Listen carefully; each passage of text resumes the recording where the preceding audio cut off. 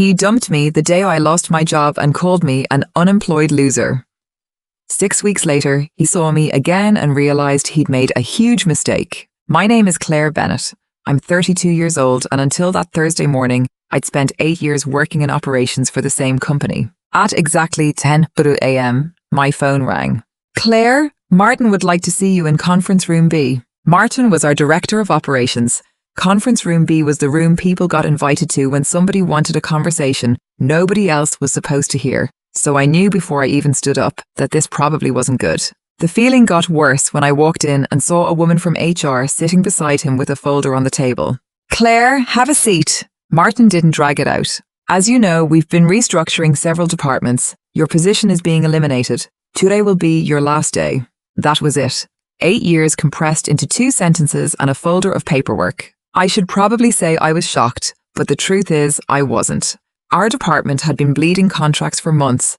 Budgets kept shrinking, approvals took 3 times as long as they used to, and my direct supervisor had left 2 months earlier without being replaced. I'd been paying attention. While everyone else kept saying things would stabilize, I quietly updated my resume, called people I knew in the industry, and started interviewing during lunch breaks. 3 weeks earlier, one of our competitors had verbally offered me a senior leadership role. The title was better, the benefits were better, and the money was significantly better. I was only waiting for the formal offer before giving notice. So losing my job wasn't the disaster it might have looked like from the outside. Then Martin explained the severance. We're offering 16 weeks of salary, your unused PTO, 6 months of COBRA coverage, and an additional separation payment for the senior positions being eliminated. I looked at the total twice. After taxes, the package came to a little over $200,000. That was the moment I almost laughed. Instead, I thanked them, told HR I wanted time to review the agreement, and walked out at noon carrying a cardboard box with everything I'd accumulated over 8 years. 2 coffee mugs, a framed photo, an office plant I'd somehow managed not to kill, and an award that suddenly looked ridiculous sitting on top of the pile. I put the box in the passenger seat and called Ethan. We'd been together 18 months. He was 28, and for most of that year we'd talked like we were heading somewhere serious. We'd discussed moving in together, looked at neighborhoods, and even had the uncomfortable conversation about whether we both wanted children someday. Once, while walking past a furniture store, Ethan had pointed at a dining table in the window and said, something like that, when we get our place. At the time, I'd smiled because I thought he meant it. So when I called him from the parking garage that morning, I expected concern, maybe shock. At the very least, I expected him to ask if I was okay. Hey, I said when he answered. You free? Something happened at work. I'm having lunch with my sister. What's wrong? I got laid off this morning. The line went quiet. What? They're restructuring. My position was eliminated. How long have you known? About 3 hours. Another pause. Do you have anything else lined up?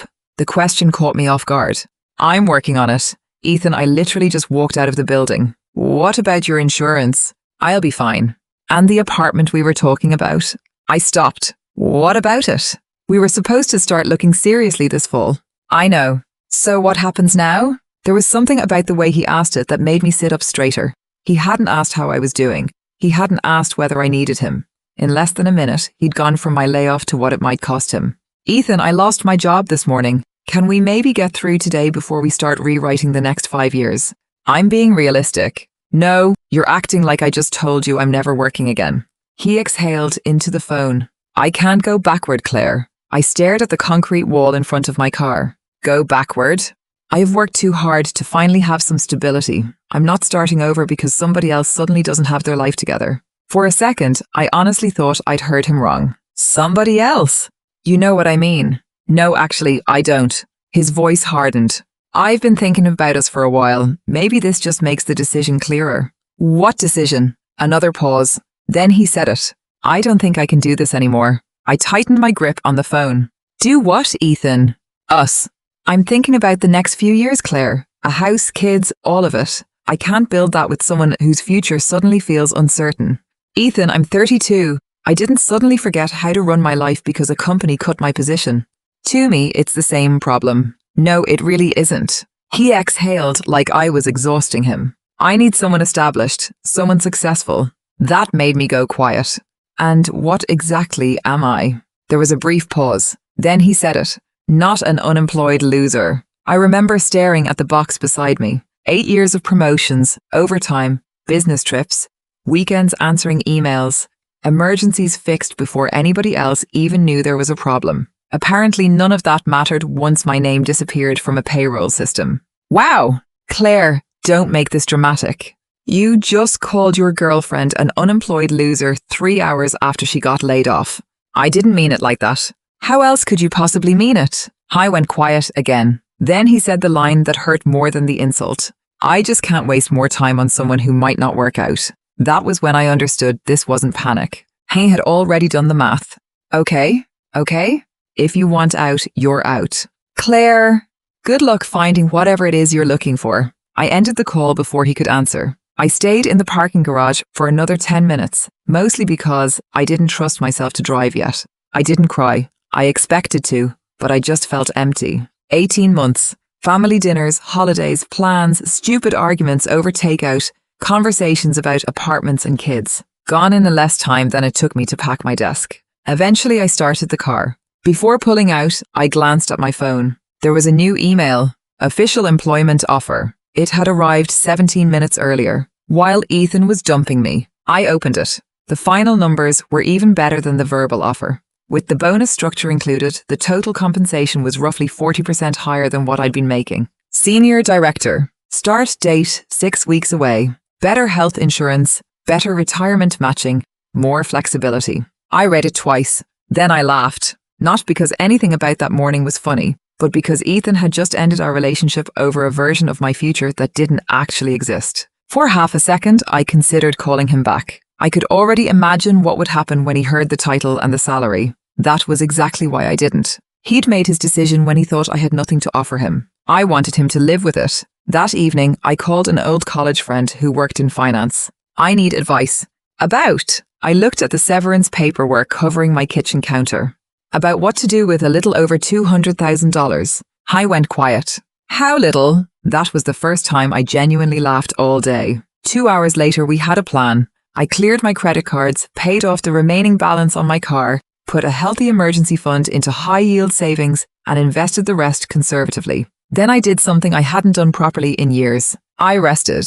For 6 weeks, I slept without an alarm, worked out, took a short trip and read books that had nothing to do with management or operations. I even interviewed with 2 other companies just to see what the market looked like. Both offered more than my old employer had paid me. Meanwhile, Ethan started telling people his version of the breakup. One of his friends messaged me to say he'd been telling people he ended things because I was jobless and he didn't want to support someone financially. That almost impressed me. The man had never paid one of my bills. I didn't correct him. People who knew me already knew how ridiculous it sounded. By the end of the 6th week, I wasn't waking up angry anymore. That Saturday, I bought myself a certified pre-owned Tesla Model 3. I'd wanted one for almost a year. I could afford it without touching my emergency fund, and my new office offered free charging. It wasn't revenge. It was just something I finally decided I didn't need to keep talking myself out of. That afternoon, I stopped at a coffee shop near my apartment. I had barely closed the car door when I heard my name. Claire! I turned. Ethan was sitting outside with his sister. Hal wasn't looking at me. He was staring at the Tesla. Then his eyes moved to my face. That was the first time I saw the calculation change in real time. I gave him a small nod and went inside. When I came back out, he was still watching me. Nice car. Thanks. I kept walking. Wait, can we talk for a second? His sister suddenly found her coffee very interesting. I stopped. Make it quick. Ethan stood. That's yours? Yes. Wow, I didn't know you were getting a new car. You wouldn't. I ignored that. How did you afford it? The severance package was good. His eyebrows lifted. How good? Good enough. And what are you doing for work? Still looking? No, I start Monday. Where? I told him. His face changed again. I knew the company. What position? Senior Director. He blinked. That's better than your old job. Much better. And what are they paying you? I smiled. That stopped being your business 6 weeks ago. He looked embarrassed, but the embarrassment didn't last. His voice softened. Claire, I've actually been thinking about you. I almost laughed. Have you? About us. 5 minutes earlier, there hadn't been an us. There had been a car he wanted to understand. What about us? I glanced at his sister, then stepped closer. I made a mistake. A mistake. I was scared. You called me out of nowhere and said you'd lost your job. I panicked. You didn't sound panicked. I was. You sounded like someone cancelling a subscription. His sister pressed her lips together. Ethan noticed and lowered his voice. Can we not do this in front of her? You stopped me. Fine. I handled it badly. I'm sorry. I waited. I seemed to expect more. When he didn't get it, he tried again. I miss you. I miss what we had. I keep thinking about the apartment. Everything we talked about. 18 months shouldn't disappear because of one horrible conversation. One conversation? You know what I mean. I got laid off at 10. Before I even made it home, you'd decided I wasn't worth staying with. I thought you were starting over. And now? He hesitated. There it was. Now I know things weren't as bad as I thought. I laughed under my breath. The situation didn't change, Ethan. The information you had changed. That's not what I meant. You thought I was broke and unemployed. Now you've seen the car and heard about the job, and suddenly you've been thinking about us. That's not why. Then why didn't you call me before today? I didn't answer immediately. I was giving you space. You dumped me. Okay, yes, and I regret it. He reached toward my arm, stopped halfway, and dropped his hand. Everybody screws up. I believe in second chances. So do I. His face brightened. Really? Sure, just not this one. His smile disappeared.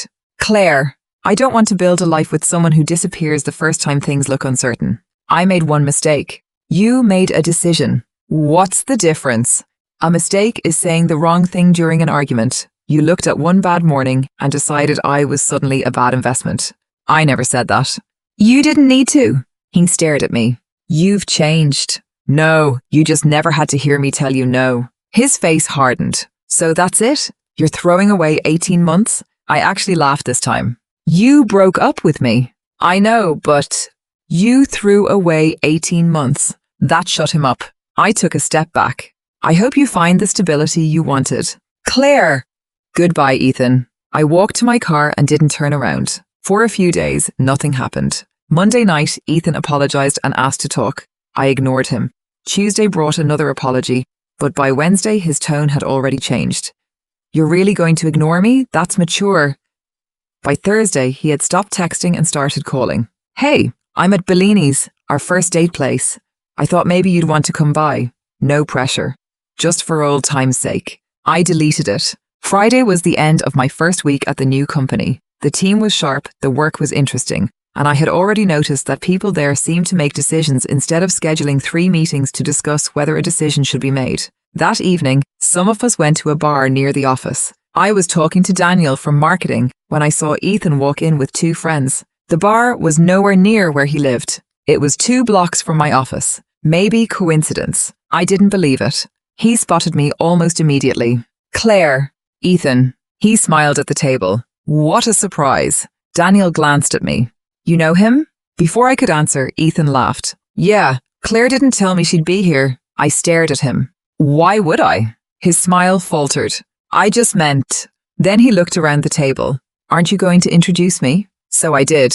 This is Ethan, my ex-boyfriend. We broke up weeks ago and he's just leaving. His expression went blank. Seriously? Yes. Can we talk outside? No. Claire. We already talked. His face turned red. You don't have to embarrass me in front of everyone. I told them who you are. One of his friends had already moved toward the bar.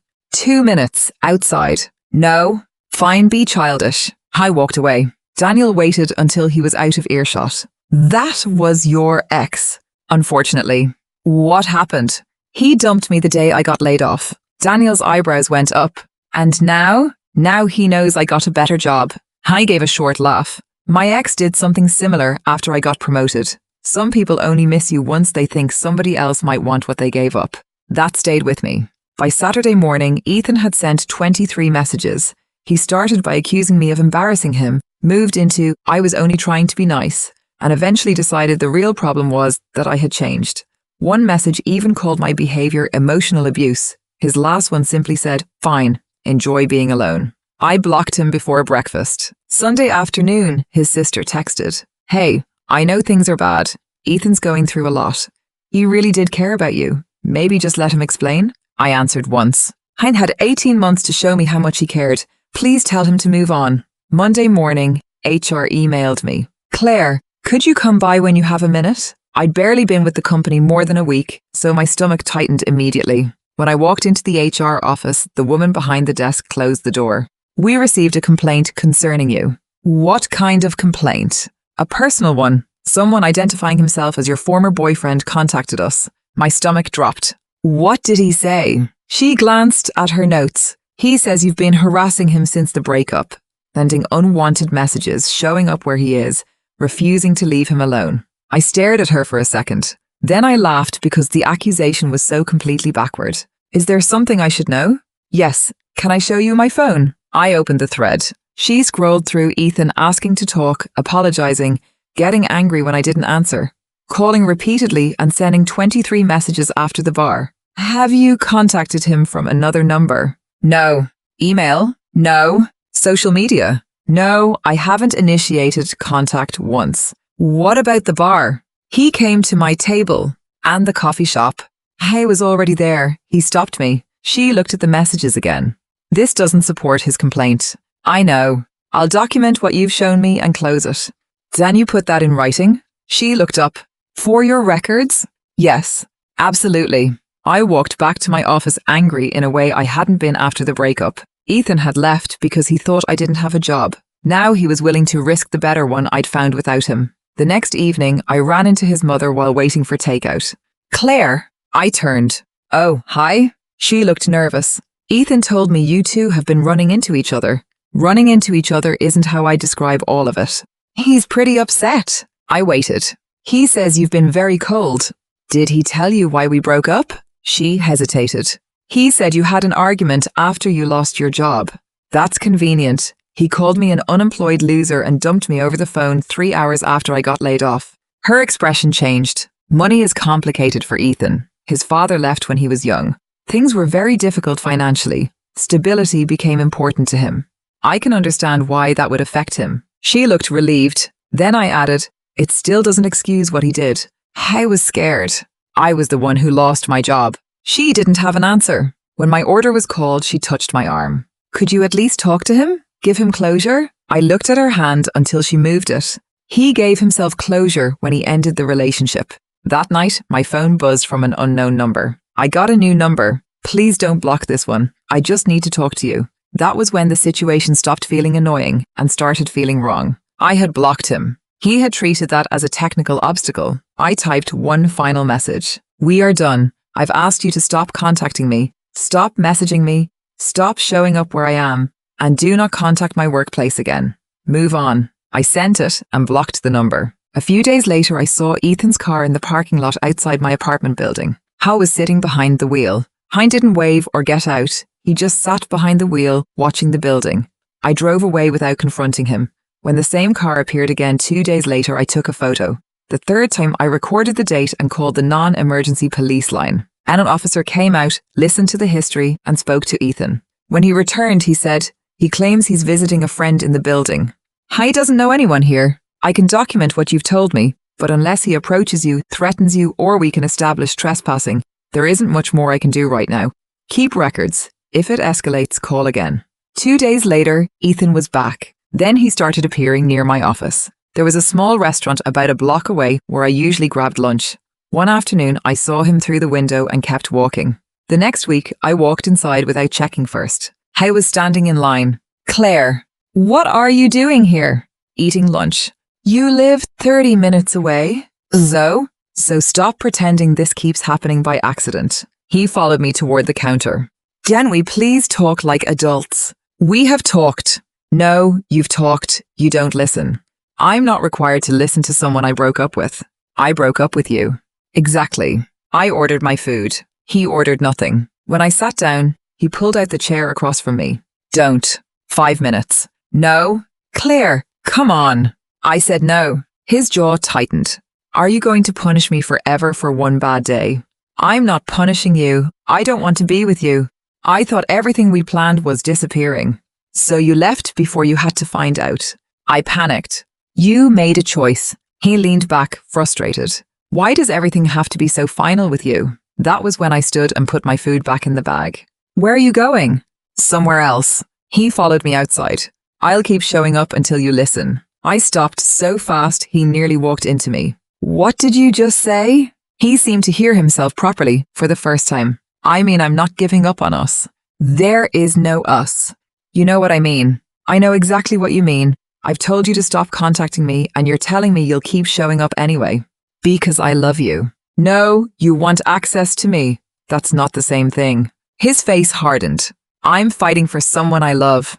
A relationship needs two people. You only have one. I walked to my car and locked the doors. That night, I started a folder. Screenshots, call logs, dates, photos. I hated it. I hated that 18 months with someone had turned into documentation. A week later, I had 4 college friends over for poker. Around 9, somebody knocked. Pizza, one of them asked. Already here. The knock came again. I checked the peephole. Ethan. He was holding a bottle of wine. I know you're in there, Claire. The room behind me went quiet.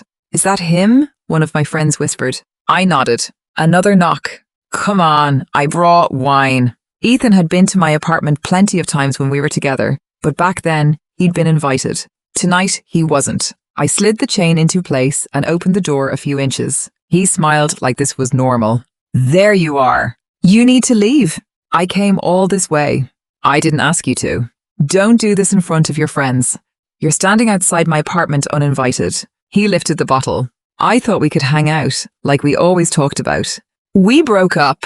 I know. You broke up with me. Can you at least let me inside so we don't have to do this in the hallway? No. Robert came up behind me. Everything okay? Ethan immediately changed his tone. Yeah, we're talking.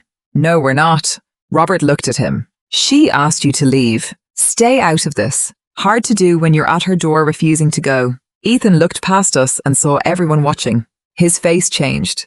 Fine. This is exactly why we didn't work. You never wanted to include me in anything. I stared at him. You dumped me because I got laid off. The room behind me went silent. One of my friends said, wait, that's actually what happened? Yes.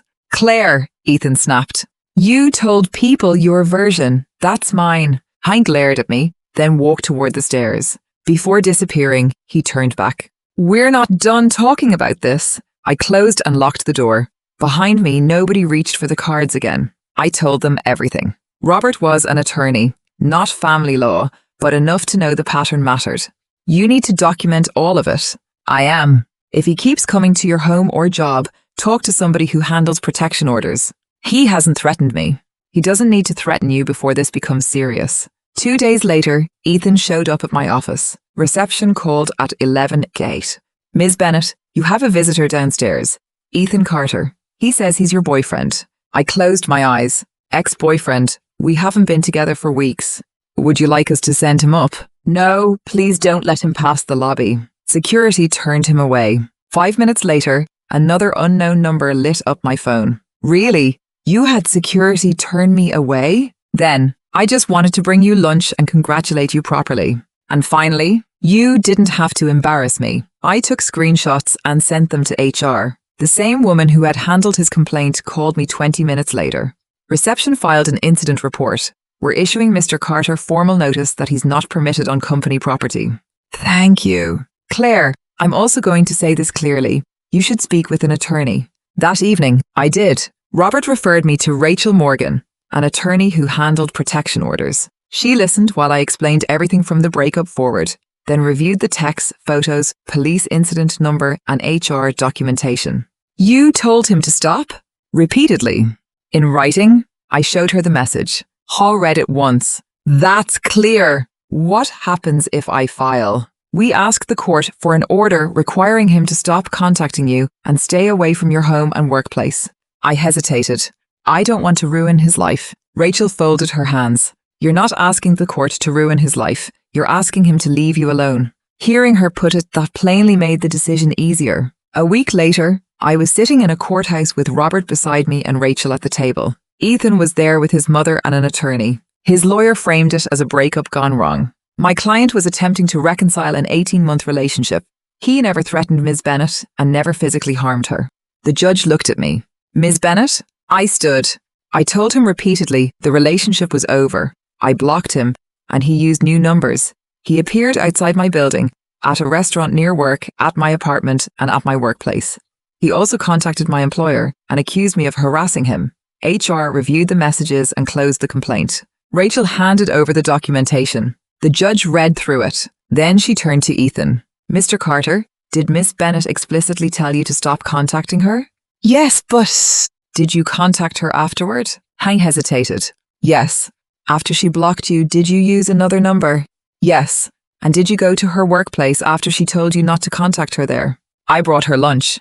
Were you invited? No. You also told reception you were her boyfriend. We were together for 18 months. The judge leaned forward. Were you her boyfriend that day? Ethan went quiet. No. Then stop describing this as a misunderstanding. His attorney shifted beside him. The judge continued. Who ended the relationship? Ethan glanced at me. I did. Then I'm having difficulty understanding why you believe Ms. Bennett owed you continued access to her afterward. I made a mistake. That may be true. Ethan's voice rose. I love her. The judge didn't react. Your feelings do not override her request to be left alone. She's only doing this because she's angry. That made the judge's expression change. Mr. Carter, Ms. Bennett does not need to justify why she doesn't want contact with you. She doesn't need to persuade you that her reasons are good enough. And she does not need your agreement for the relationship to be over. The courtroom went quiet. A few minutes later, the judge granted the protection order. No calls, texts, emails, or indirect contact. Ethan was also ordered to stay away from my home and workplace. This is insane, he said. His attorney touched his arm. Ethan, she knows I love her. The judge looked straight at him.